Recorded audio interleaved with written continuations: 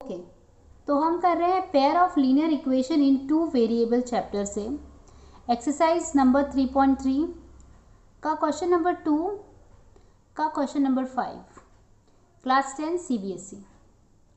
Okay, question क्या है?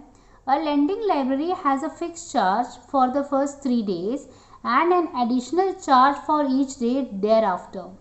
Sarita paid rupees 27 for a book kept for 7 days. While Sushi paid rupees 21 for the book she kept for 5 days. Find a fixed charge and the charge each extra day. Okay, तो हमें दो चीज़ें find करनी है, fix charge और हर charge each extra day. तो पहले हम तो उसको मान लेते हैं, let x be the fixed charge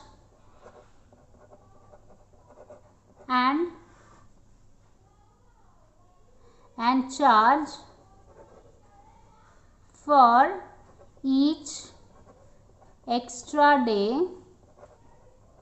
is equal to y rupees।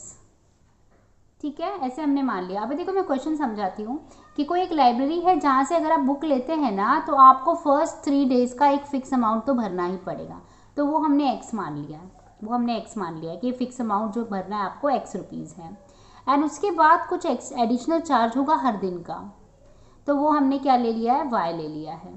तो पहली कंडीशन क्या है, देखो Sarita paid rupees 27 for a book kept for 7 days। Sarita ने बुक को कितना दिन रखा है, 7 days रखा है और उसके लिए वो 27 रुपीज़ पे करती है। तो देखो 27 रुपीज़ पे करती है। अभी ये चार्ज कैसे आया, एक तो वो फिक्स अमाउंट भर देगी, ठीक है, प्लस अभी उसने कितना दिन के लिए बुक रखा है, 7 days के लिए, लेकिन फर्स्ट 3 day का उसने ऑलरेडी पे किया हुआ है, वो तो एक्स है। तो अब हम लोग 7 days में से 3 day कम कर देंगे, मतलब 4 day। तो 4 day का वो वाई रुपीज़ के हिसाब से पे करेगी। तो ये किसका था, दिस वॉज फॉर सरिता। ठीक है, अब हम सुशी की बात करते हैं। सुशी ने 21 रुपीज़ भरा for the book she kept for 5 days। अब सुशी ने 21 रुपीज़ भरा है, ठीक है, ये देखो 21 लिखा, एक्स तो फिक्स भरेगी।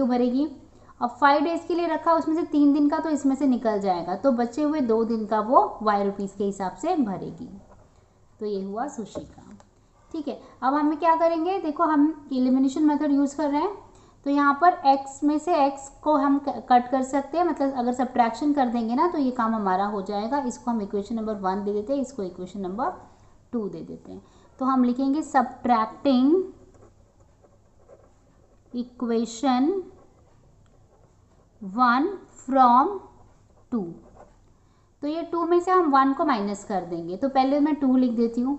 ये होगा 21 equal to x plus 2y, इसमें से 1 को माइनस करना है, मतलब 27 equal to x plus 4y।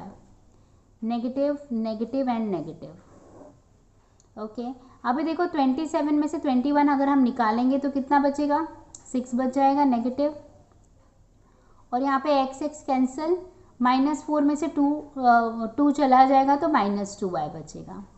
अब यहाँ से y नेगेटिव नेगेटिव कैंसिल हो गया, तो हमें क्या मिला, 6 equal to 2y।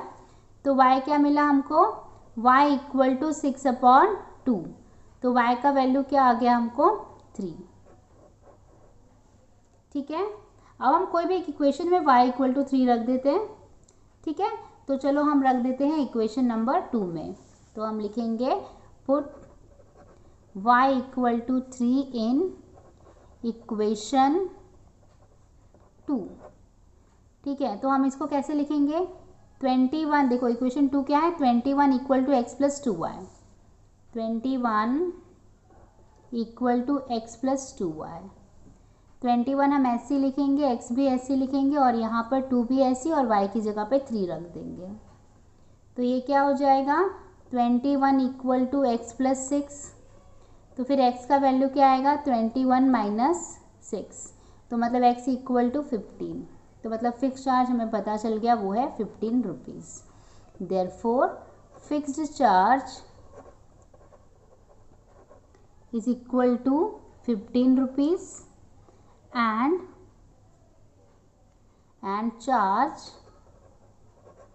for each extra day उसको हमने y कंसिडर किया था, तो y का वैल्यू हमें 3 आ गया है, इज इक्वल टू 3 रुपीज़।